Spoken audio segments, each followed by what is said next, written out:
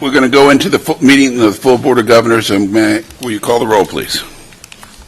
Chair Colson, Vice Chair Hussaini. Here. Governor Pierce. Here.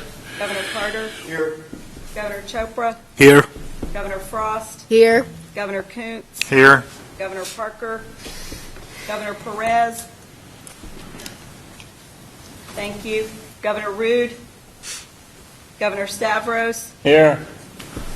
Governor Stewart. Here. Governor Temple. Here. Governor Tripp. Here. Governor Webster. And Governor Watley. Here. Chair Colson, you have a quorum. Thank you. First, I want to thank New College for hosting this meeting. Our board has not met at New College since 2004. It's nice to be back on the campus after such a long time. New College has a small staff, so we especially appreciate all the work that went into coordinating the logistics for the meeting, including the visit from Governor Scott. Thanks to President O'Shea and his staff for being such wonderful hosts. And President O'Shea, I'd like to turn it over to you for a second. Let me turn first to my board. Mr. Chairman, Board of Governors, Chancellor Brogan, we trust you really enjoyed your stay here at New College. We are very proud to be part of the SUS, and we have served you well. Our students have received extraordinary honors, and our graduate rate is one of the highest in the nation as far as admission to graduate programs. We've had Dr. O'Shea here for 4 months, and he has survived the baptism of fire. And I've had many discussions with him. I'll tell you, he's so knowledgeable on everything. I call him my one-man think tank. But Don O'Shea, our president. Thanks a lot. I'm going to use the president. I'm going to use the podium here, if that's okay. Governor Perez, are you on the phone? He is. He is, okay. I emailed you. I have a short slide presentation, and I emailed it to Governor Perez. Governors, presidents, and other folks here, let me just welcome you to New College. Thank you for being here, and to say, as Senator Johnson said, just how pleased we are to be a member of the SUS, and how honored we are to have you here. I thought I'd make a couple remarks, and please forgive me for some slides, but I thought it would be better than just listening to me. I wanted to open with a comment, which is that first, that universities are coextensive with our civilization. They provide jobs, but they provide the specialization and the knowledge that allows our civilizations and societies to thrive. And Florida is no exception to this. Florida got statehood. Whoops, I'm trying to use the clicker here. Florida got statehood in 1845, and shortly after that, Florida State University was chartered. Shortly after that, the University of Florida, a couple of years later, and then still in the 19th century, Florida A&M was there. Today, we're an enormous system. But again, it's been one that has served the needs of Florida, its society, and the country. One of the things that is different about Florida, and truly striking when you look at it, is how new so much of it is. Of those members, almost all of them are since 1960. The speed and the accomplishment with which Research One institutions and other institutions, metropolitan institutions, regional comprehensives have gone in is, I think, unmatched anywhere else in the country or the world. At the moment, we're the 22nd largest system, university, public, private, for-profit, or anything in the world. And we're the 5th in the United States, and we'll soon be the 4th. And in fact, we may be the 4th just in terms of enrollments, because we've probably passed Georgia by now, I'm not certainly. It's a staggeringly diverse system. It's hard to underestimate that. It's also, as I said, huge. 3 of the universities are in the top 10. A decade ago, I don't think there was anybody in the top 10. Ohio State was one in the top 10. The top 10 has totally changed, just in terms of enrollment. 5 are in the top 20. That's all since 1960. Now, New College is the smallest member of the state university system, and in some sense, the oddest. And it will, but it's a wonderful one. It belongs to the tiniest sector of U.S. education. And so I just want to unpack that statement a bit. Higher ed in U.S. today is the Florida system is sort of a microcosm of the higher ed in the United States. It's over 7,000 institutions, more than 20 million students, and there are just many different types of students. There are many different types of institutions and students. There's the traditional research ones, the research intensives that have real strong areas, but don't seek to be multiversities. There's regional comprehensives. There's residential liberal arts colleges. That's where New College is. There's the community colleges, which educate most of the students in this country. There are very specialized institutions, tribal colleges, medical schools, standalone law schools. And there are the for-profits. There are the metropolitan universities. The ones that many people think about when they think about higher ed, however, and I'm again having trouble with the clicker, and are the national universities. There are about 230 of those. And to a certain extent, the national liberal arts colleges. And I know you all know this, but I think it's useful to keep it in mind at times. Again, I'm having clicker problems. The national, I'll come back to that slide in a minute. The national universities educate about 10% of the students, and they do that in traditional arts and science fields, at least on the undergraduate levels. The national liberal arts colleges, it's less than 1% of all the students. We're a vanishingly small share of the market. And up there, I did a pie chart. I'm always struggling with my weight, and that's a cheesecake, peanut butter turtle cheesecake. The heart-clogging 14,400 calories.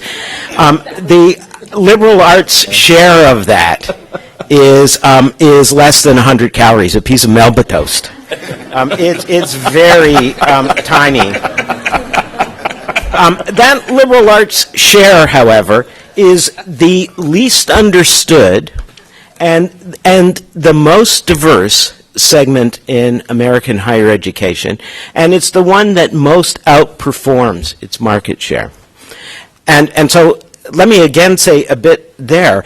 It starts even with the term liberal arts, which people either hear liberal or they hear arts, and often they don't like either.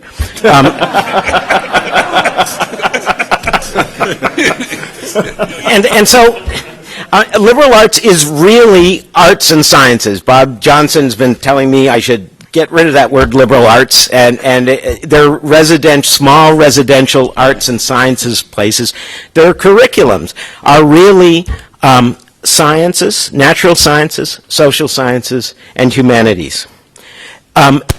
They're definitely not for everyone.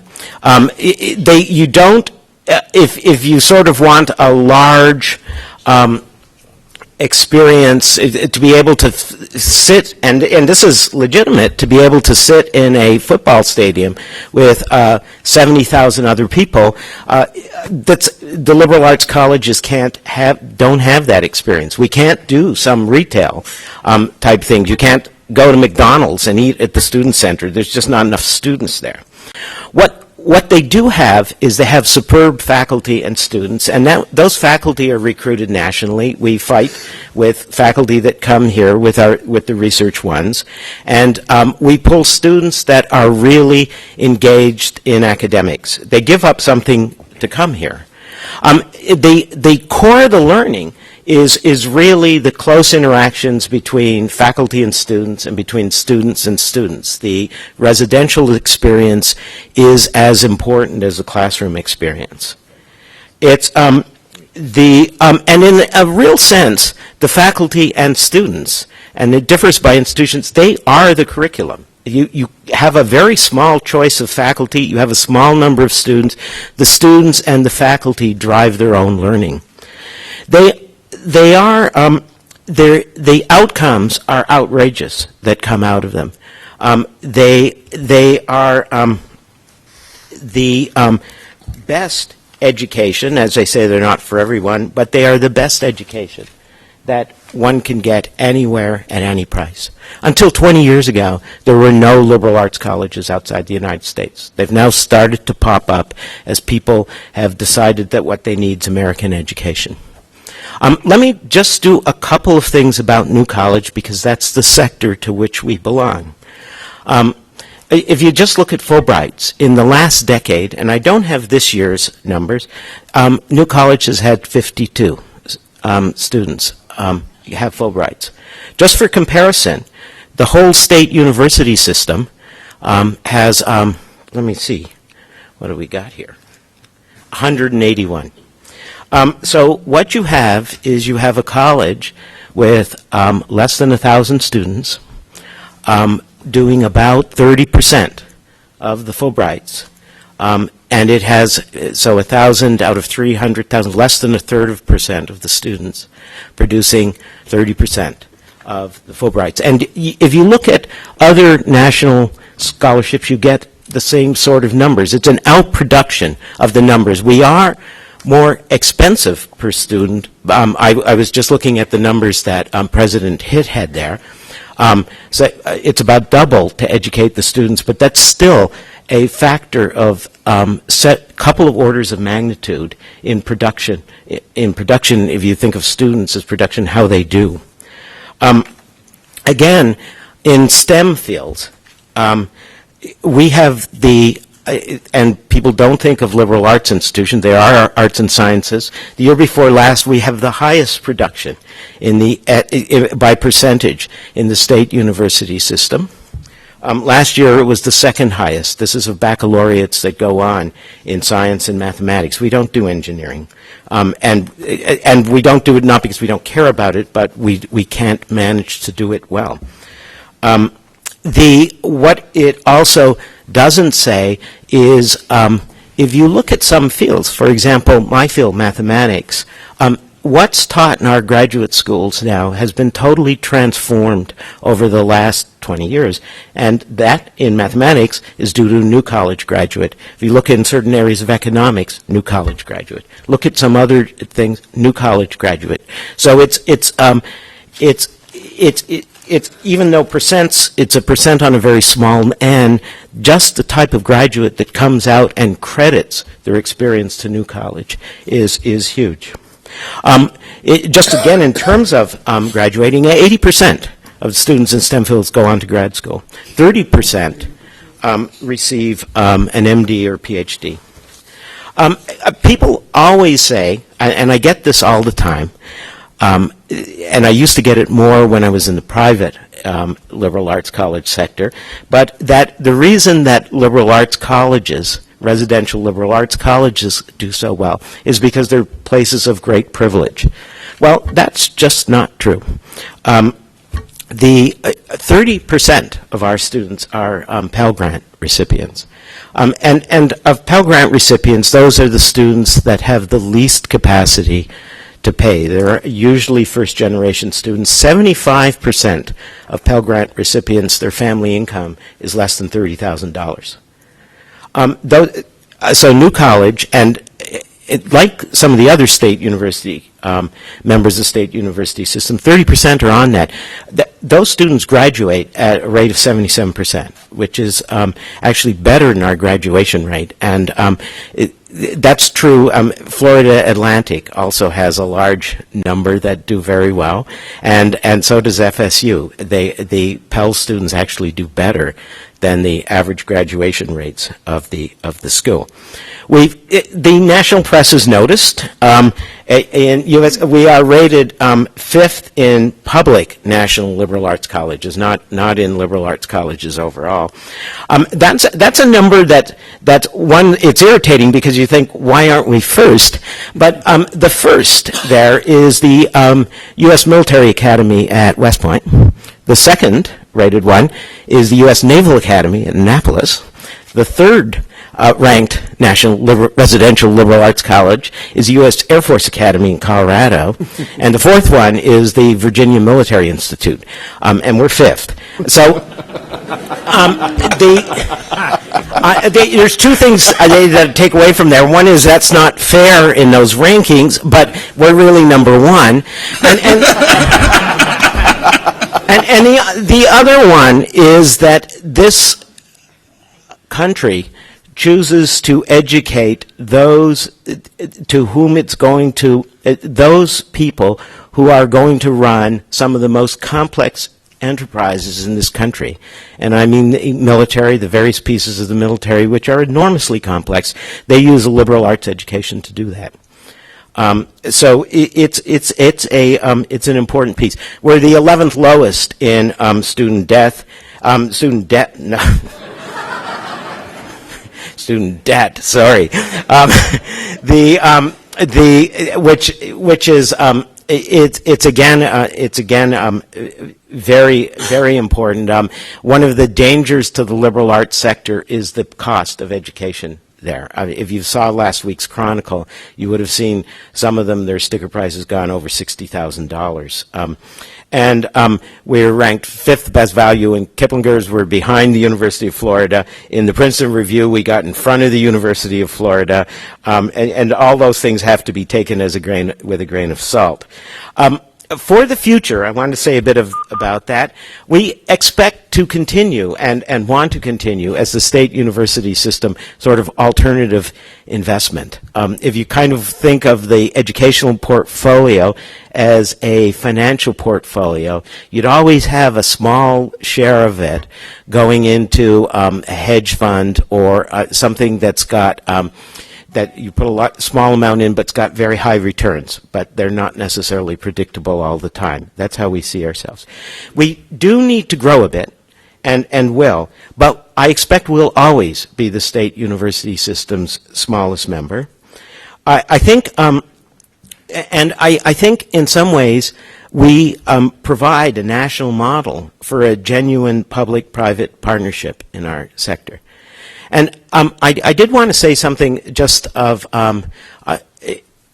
in response, I think, a bit to Governor Perez's comments at the beginning. And one doesn't want to think about money, one doesn't want to argue over money that we don't have.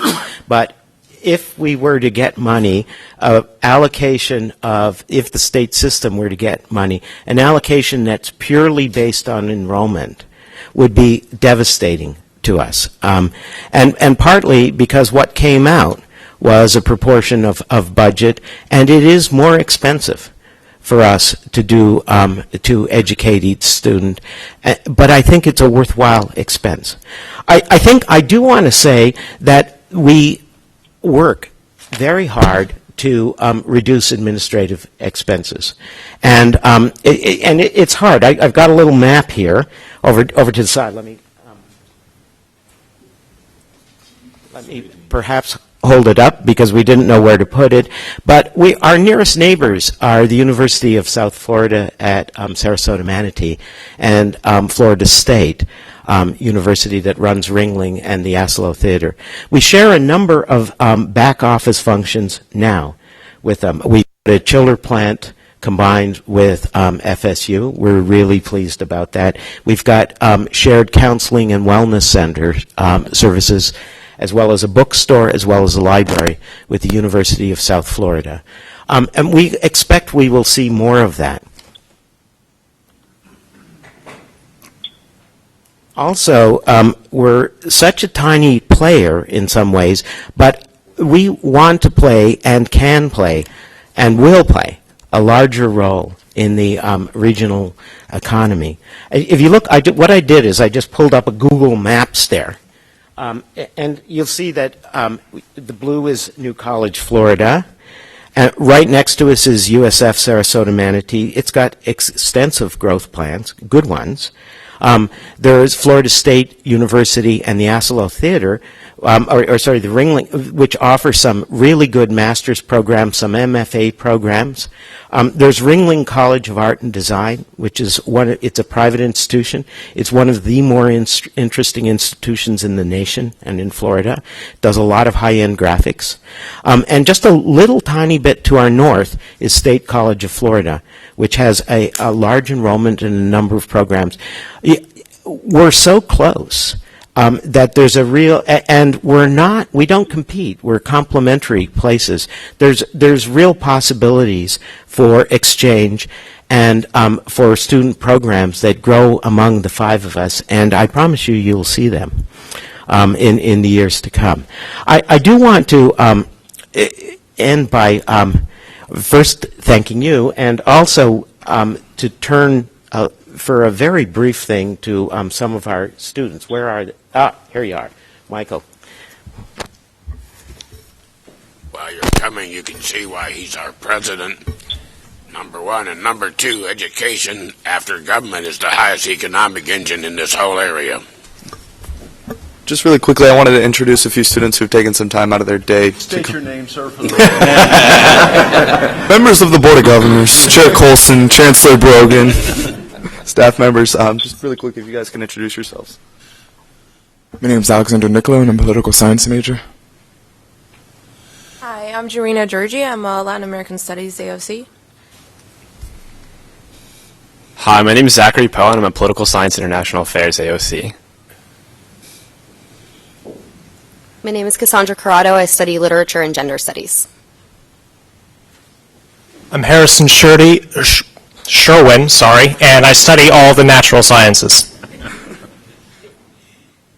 Hello, I'm Adrian Rosario, and I study political science and economics.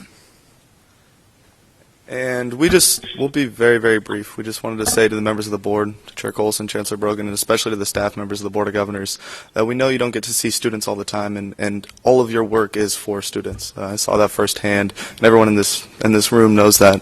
So we wanted to make sure you got to see at least a few student faces and some students with shoes. So, on that note, we've got a card with about 100 signatures, which is an eighth of our student body.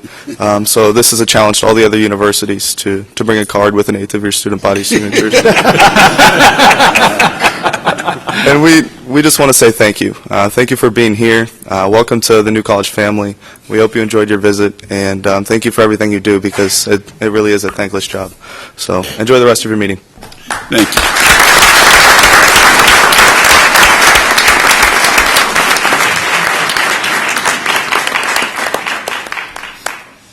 Thank you, and Chair Colson, back to you. Well, Mr. President, I want to tell you, it was a wonderful presentation, and if you think we think you're odd, can you imagine what West Point thinks? in the Naval Academy and the VMI. And It's reciprocated.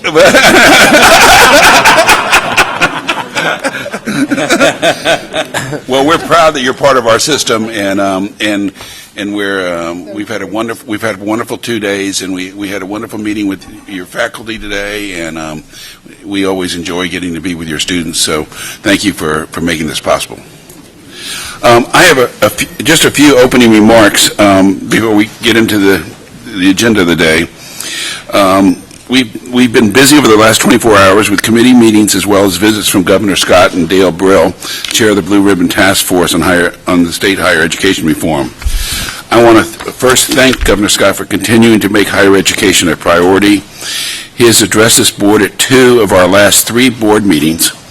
Governor Scott and this board believe that higher education is the key to creating jobs in Florida, high-wage, high-skilled jobs which will transform the state's economy. We appreciate also the work of the Blue Ribbon Task Force, which focused on ways to advance the state university system's constitutional challenge to operate, regulate, control, and be fully responsible for management of the whole system. This board has been working hard since entering into the governance agreement in 2009 to embrace our constitutional responsibilities fully. We have developed a strong accountability system based on our 2025 strategic work plan, our annual accountability report, and our university work plans, a system designed to drive improvements in academic quality, operational efficiency, and return on investment. We know that improvements in those areas are important to Governor Scott because they are crucial to the citizens of our state. We may not have yet agreed on the exact measures, but we are working toward a common understanding and are committed to increasing our focus on measures such as the percentage of graduates employed or continuing their education. I would also like to thank Dr. Dale Brill for taking the time to present the task force recommendations and engage this board in a discussion on those recommendations. Our board is already taking action on many of them. For instance, the first recommendation in the funding section is to institute a performance funding system. This morning, Chair Kuntz updated the Budget and Finance Committee on discussions about a performance-based model that would help the board in its review of future tuition differential requests. This board looks forward to working with Governor Scott in the upcoming months as we prepare for the 2013 legislative session. Next, I want to recognize our new member, Interim Commissioner Pam Stewart. Welcome. Commissioner Stewart has been a teacher, guidance counselor, principal, deputy chancellor, and chancellor of public schools. We are fortunate to have Commissioner Stewart with us today, and we look forward to working with her over the next year as we move forward on all the plans that we have in front of us. As we welcome a new member, I also want to take a moment to recognize the members of the board whose terms end on January 6, 2013. Ava Parker, Tico Perez, Gus Stavros, John Temple, and Norman Tripp. I do not know whether Governor Scott will name his appointments before our January meeting, so I want to remind you that you continue to serve as a member of this board until the governor replaces you. We will make a big deal over each of you at a future meeting, but I want to say that each of you has been a terrific member of the board who has dedicated countless hours to supporting and improving higher education in the state of Florida. I would like everyone here to recognize and thank you for all your hard work.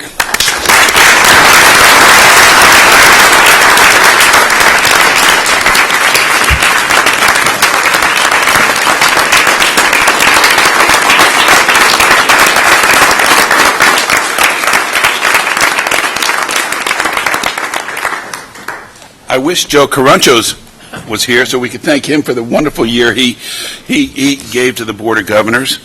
He has taken on a tough job as a board member of the new Polytechnic, and we wish him well, and we thank him for all of his wonderful service. Finally, I want to turn to the work of the Facilities Task Force. Yesterday afternoon, the Facilities Committee heard the final recommendations from the task force. I would like to take a moment to recognize President Benz, who served as chair, and President Rosenberg, who served as vice chair. I want to thank both of you for your leadership on that task force. I also want to express my gratitude to the members of the task force, as well as the members of the advisory council.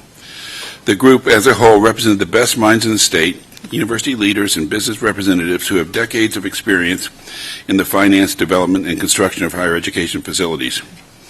Their expertise was crucial in developing strategic recommendations to address the crisis in infrastructure and facilities funding that our state is facing. The whole board looks forward to the continuing guidance of Dick Beard, not only as we consider the task force recommendations this morning, but also as we move forward with our 2013 legislative agenda.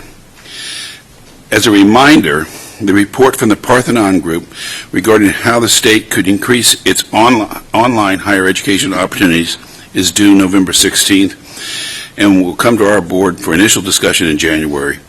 We are currently considering holding a conference call of the Strategic Planning Committee in December, so stay tuned for additional information on that possibility.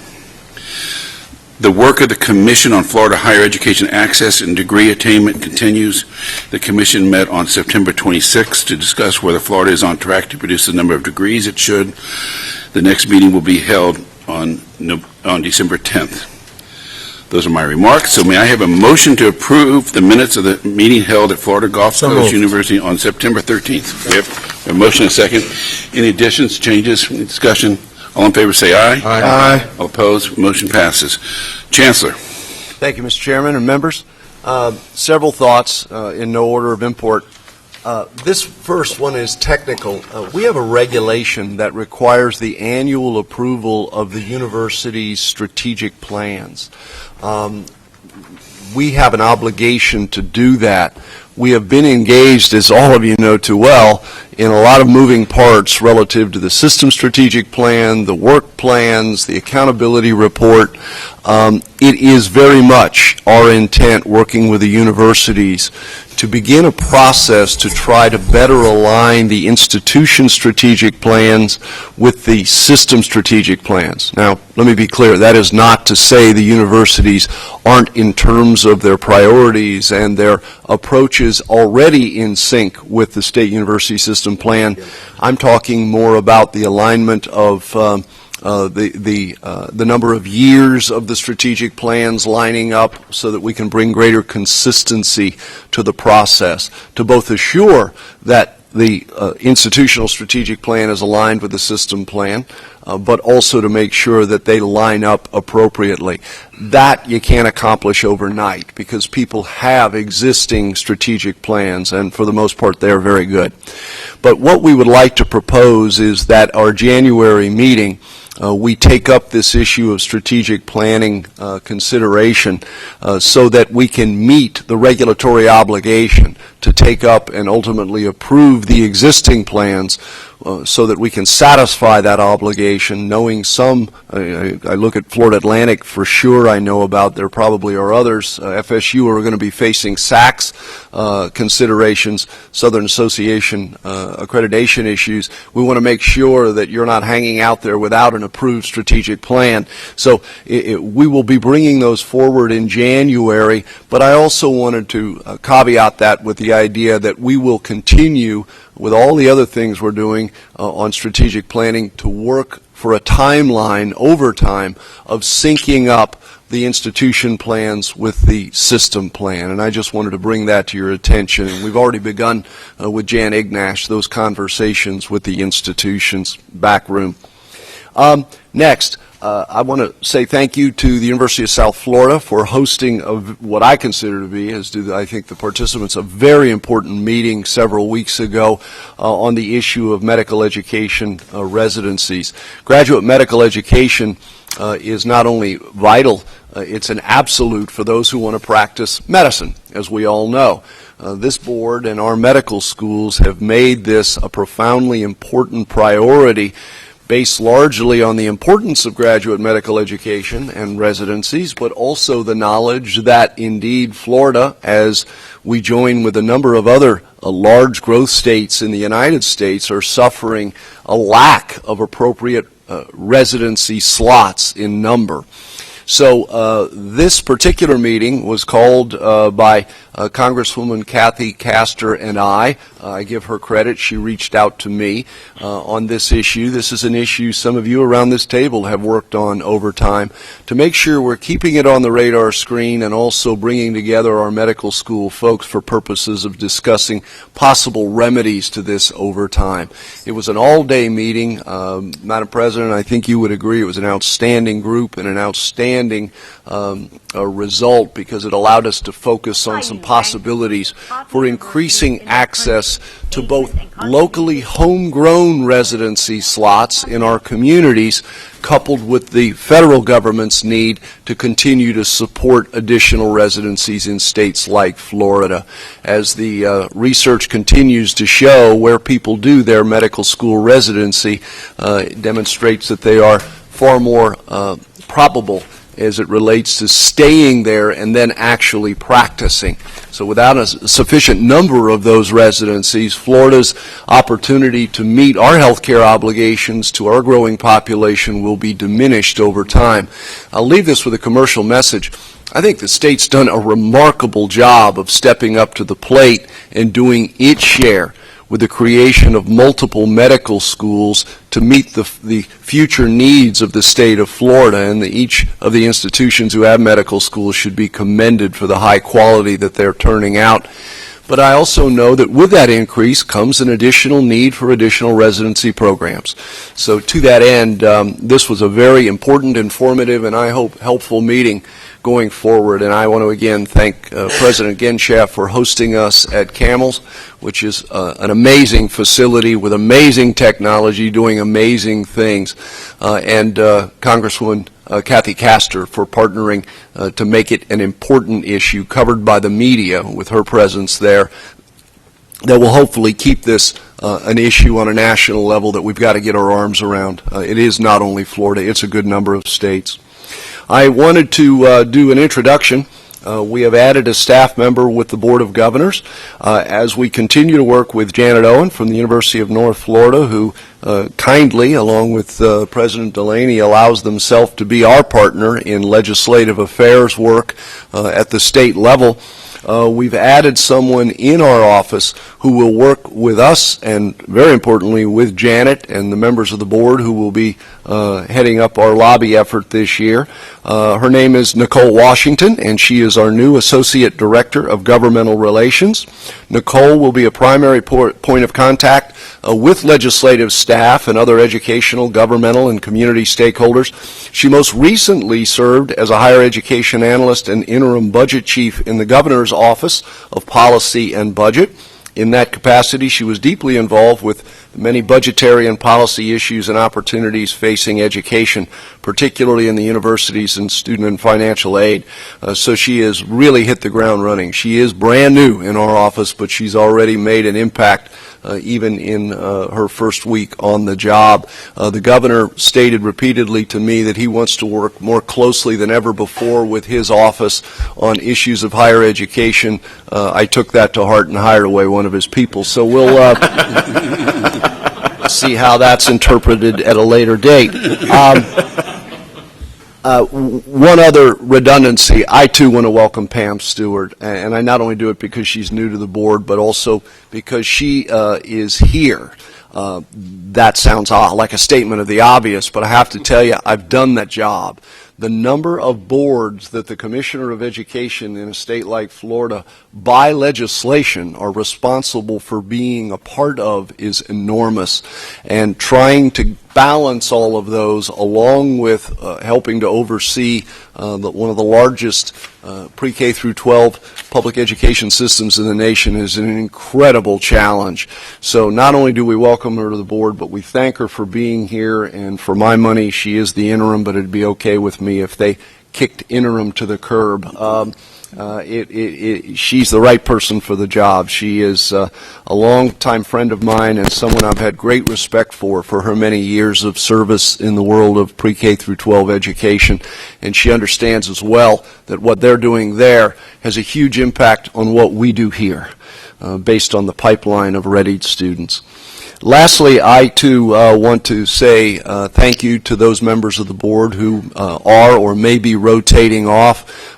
President O'Shea, it is true that perhaps people think that New College is a bit odd.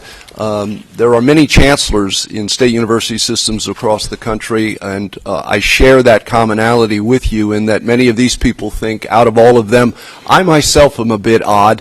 But I have to tell you, these people have been a pleasure to work with. I left Florida Atlantic University, asked for the privilege of serving in this capacity, and it has been, and largely because of the people I work with at the institutions, but certainly also the people that I work with day to day for on this board. And we will miss these good people, and if we can replace them with people who are as of high quality and caliber and passion, this state university system will be enormously well served going forward. So thank you to all of you. Lastly, again, to President O'Shea, Senator Johnson, to you and your board, thank you. I always do this, but through you to your staff and colleagues, I always say it, people will never know how much it takes to put this three-ring circus together as we float from institution to institution. And I've tried to do it as I've been here the last 2 days, Mr. President, with some of your colleagues here, but a general thank you for the backroom work that's been done to put this thing together. They've been gracious and easy to work with, and it shows. Thank you, sir. Thank you, Chancellor. Item 4 of the agenda is to call on our General Counsel, Vicki Shirley, to discuss approval of a proposed new regulation outlining penalties for failure to report child abuse. Thank you, Governor Colson. Yes, in your packet today, you have for final approval Board Regulation 3.001, which implements new statutory penalties for university administrators or university law enforcement departments' willful failure to report known or suspected child abuse, abandonment, or neglect to the Department of Children and Family Services. I worked with all of the universities on this regulation. It's gone through the process. You approved it at your September meeting. Pursuant to your regulation development procedure, we posted it for the requisite time period, and we received no public comment, so it is up today for final approval. Thank you. May I have a motion to approve regulation? Second. 3.001, penalties for failure to report child abuse. I have a motion and a second. Any discussion? Any discussion? All in favor say aye. Aye. Opposed? Motion passes. Governor Tripp, Academic and Student Affairs. We had a meeting. We have nothing to bring for board action. Well, that's a wonderful report. Who's doing audit? Did we do? Is Avis not? Were there any action items on audit? There were no action items on audit, but there are regulations that are coming back from Academic and Student Affairs that were... Do you want me to present those? I thought Vicki might do that. No? Okay. I have it here. Your performance funding is not... We have a new Board of Governors Regulation 6.013, Military Veterans and Active Duty, and I propose it. Second. We have a motion and a second. All y'all heard these during the Academic and Student Affairs Committee meeting. So any discussion? All in favor say aye. Aye. Opposed? Motion passes. Okay, the second one is amend Board of Governors Regulation 6.002, admission of undergraduate first-time and student degree-seeking freshmen. The approved amendment to the Board of Governors Regulation. Do you want me to read what it does? No, you just move it. Okay, I move it. Second. Any discussion? All in favor say aye. Aye. Opposed? Motion passes. Okay, and we have a new Board of Governors Regulation 6.008, post-secondary college-level preparatory testing, placement, and instruction for state universities. I propose that. Second. We have a second. Any discussion? All in favor say aye. Aye. Any opposed? Motion passes. Okay. Anything further? I don't think, I think that's it on mine. Okay. Anoka, that's all of mine? That's all of your report. Thank you. All right. Audit, we have on here, there was no action items on audit. No action items on audit. We were all here. We had a lengthy report on Florida A&M, and we had discussion by our Inspector General on pending investigations as well as our board audit, and I don't think there's any further things we need to do on that at this time. Facilities, Governor Beard. I have two action items. The first one is a resolution of the Board of Governors requesting the Division of Bond Finance of the State Board of Administration to issue revenue bonds on behalf of Florida Atlantic University to finance the construction of a parking facility on the main campus of Florida Atlantic University. I think that is a motion to approve. That is second. We have a motion and a second. Any discussion on this? All in favor say aye. Aye. Opposed? Motion passes. The second action item is the approval of the 2013-14 SUS fixed capital outlay legislative budget request.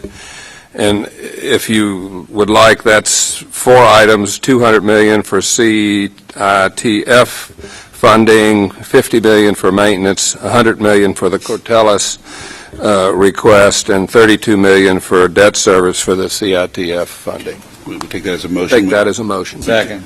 We have a motion and a second. Any discussion? All in favor say aye. Aye. Opposed? Motion passes. And the third thing I'd like to just say is President Bentz presented the Facilities Task Force report, and I would like, as the chairman of the Facilities Task Force, to turn it over to you for your hopeful action of getting the legislative approvals that we need to institute the recommendation. Okay. I appreciate that. We will go to work on it. President Benz, thank you. We will begin our work immediately with all the interested parties, the legislature and the governor's office, and see what we can get accomplished. Thank you very much. Thank you. I'm sure that we'll make some progress. Job well done, President Benz. Thank you. Anything further? No, that's my report. Budget and Finance. Thank you, Mr. Chairman. We had a good meeting. I think everybody was there. There are several action items. The first we could maybe take together. We had 3 regulations that were noticed, discussed at our September meeting. Regulation 7.001, dealing with fees, fines, and penalties. Regulation 7.008, relating to the Florida National Guard Education Assistance Program, and Regulation 7.015. And these, there were no public comments made regarding these amendments to the regulations, so the committee moves that these regulations be approved by the full board. We have a motion, second. I'm sorry, Chair Colson, I have one clarification. The regulation number is 7.003 for fees, fines, and penalties. Okay. Well, I'll assume the chair accepts that as a amendment. May we have a second? Any discussion? All in favor, say aye. Aye. All opposed? Motion passes. Second, Mr. Chairman, the committee also discussed the submission, the requirement that 2012 new fees be submitted to the legislature, and I would move on behalf of the committee that we approve the submission of these fees to the legislature. We have a motion. We have a second. Second. Any discussion? All in favor, say aye. Aye. Opposed? Motion passes. Finally, Mr. Chairman, the committee heard and approved several market tuition proposals, one from the University of Central Florida, one from Florida International University, 5 from the University of Florida, and 4 from the University of South Florida. They're all detailed in the package. The committee unanimously approved these, and I would make a motion that we approve. We have a motion. We have a second. Okay. Any discussion? All in favor, say aye. Aye. Opposed? Motion passes. That concludes the report from the Budget and Finance Committee. Thank you, sir. Chair Hussaini, trustee nominating. Mr. Chairman, member of the boards, after reviewing the application for the remaining vacancy on the Florida Polytechnic Board of Trustees, I'd like to make a motion to appoint Mr. William Michael Bill Brown to the Board of Polytech University, subject to orientation. Second. We have a motion. We have a discussion. Any discussion? All in favor, say aye. Aye. Motion passes. Chair Hussaini, while you're here, I think it'd be appropriate if you would give us a short update on what's going on with the Florida Polytechnic University. As a matter of fact, Mr. Chair, we also have a motion on that. Senate Bill 1994 required that USF and FPU effect the transfer of stated assets and liabilities relating to the former USF Polytech campus. USF has been prepared to transfer the assets and liabilities held on behalf of USF Polytech since August 24.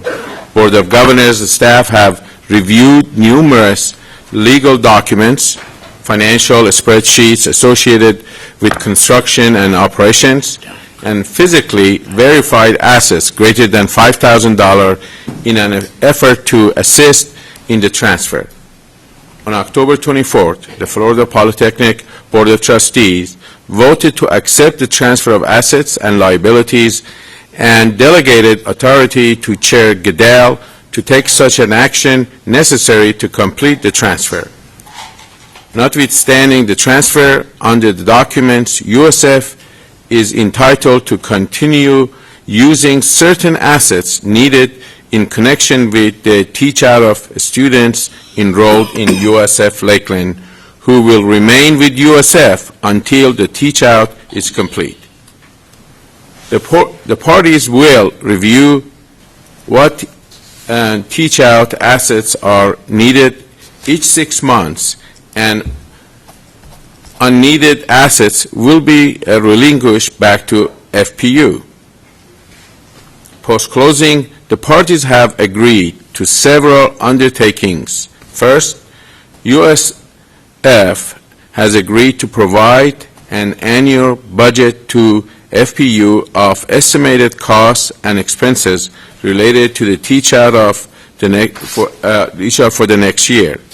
Secondly, the parties has agreed to a post-closing assets reconciliation to allow for true-ups of any outstanding liabilities and the discovery of any additional assets. Third, the parties have agreed through their outside counsel to work towards the assignment of the FCC license and excess capacity lease, which requires FCC and third-party consent.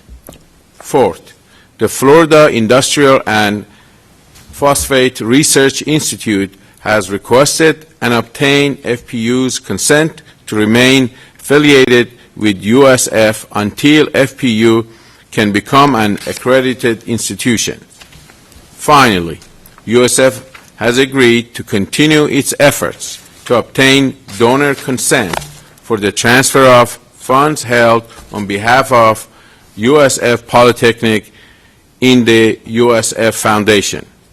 In the event there is a dispute between the parties, the closing documents provide for the Board of Governors Select Committee of Florida Polytech or its designee to resolve any disputed items. Under the SB 1994, USF was appropriated $10 million for the purpose of teaching out the students enrolled at USF Polytech. Release of the fund by the Governor's Office is contingent upon the USF meeting its transfer obligation under the bill. And here is the motion. Based on the agreement of USF and Polytechnic expressed in the document transferring the asset and liabilities executed on October 30, 2012, I move that the Board of Governors confirm that USF has met its transfer obligations under the bill and authorize the Chancellor to communicate our confirmation to the Governor's Office. Second. Okay, we have a motion and a second. Do we have any discussion? All in favor, say aye. Aye. All opposed? Motion passes. Congratulations, President Genshaft. Okay, anything further? All right, we've gone through the agenda for the meeting. I want to open it up for a second if there's anything pressing on anybody's mind. If not, I want to thank everybody for attending. We have a very short foundation meeting right after this, which will take 2 minutes. And then, so everybody stay here, but I want to remind everybody we're going to the University of Florida is hosting us. President Manchin is kind enough to do that on January 16th, 17th, and I look forward to seeing everybody there, and I hope everybody has a wonderful holiday season. May I have a motion to adjourn? What about lunch? Lunch is being served outside immediately following the board meeting. Perfect. Okay. So moved. Yes. I'd just like about a minute to just thank everyone here. I've served on this board for a number of years. It's been my privilege to be with this outstanding group of educators and citizens involved in education. All I can tell you is it's been a great privilege of this son of two immigrants who came from the island of Crete to be involved with education in the state of Florida and to be with such an outstanding group. Thousands and thousands of students have a lot of thanks to give to this group, and it's been my privilege to be with you. I just wanted to thank you for this privilege and say God bless and good fortune for all of you. Thank you. Thank you.